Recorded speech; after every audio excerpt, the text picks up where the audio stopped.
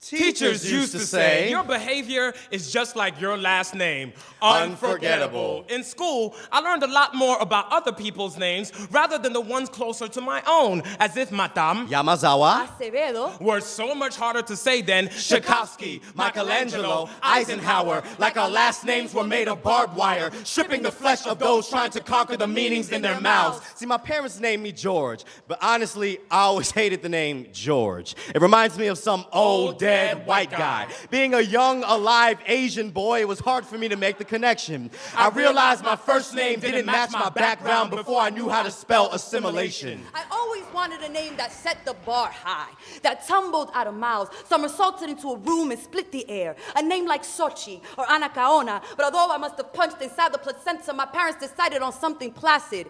Elizabeth. A name for princesses, pampered women, and perfume. A name full of grace. A name easily washed down with milk. Patrick, meaning leader. Etymology, Irish. And although I speak French, I am from Cameroon. Bamileke et Douala, un lion indomptable. I would rather a name that would make a throat swell into a song rather than a sigh. Your name is a song. So now I call myself Pages so I can write my own story. It is the only name that I have ever owned. And I wanted a name of Dominican Hills Rising and Campesinos Uprising instead of Long Live the Queen, but shortened my name to Liz so colonizers had less to hold on to. You see, in Japan, your last name comes first. There's an emphasis on family. But in America, your nickname comes first because there's an emphasis on accessibility. Our parents had to dumb down our identity so our family could fit into a straitjacket society. On countless occasions, I've introduced myself, and people would say shit like, But what's your real name, though?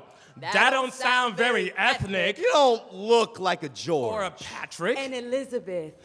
That's because my name wasn't given to me. It was given to the rest of the country. Because when they hear names like George, Patrick, Elizabeth, what they hear is Power, class, intellect. But names like Pedemonte, Quavangene, Tatsunokochi sound like Foreign, impoverished, illegal. What they hear is go back where you came from. Your name is a dirt pit. It is a black hole. But what they don't know is that black holes be the brightest source of light. I've always wished my name was dressed in chainmail, that it was a heavy name of thick thigh syllables, strapped down with short blades. So when I have my own children, I'ma name them something special. Something to make people stumble on and guilt trip over. Something to make their skin a little thicker than mine. Something to remind their classmates of the last samurai instead of the first president. Something powerful, something real ethnic, something unforgettable.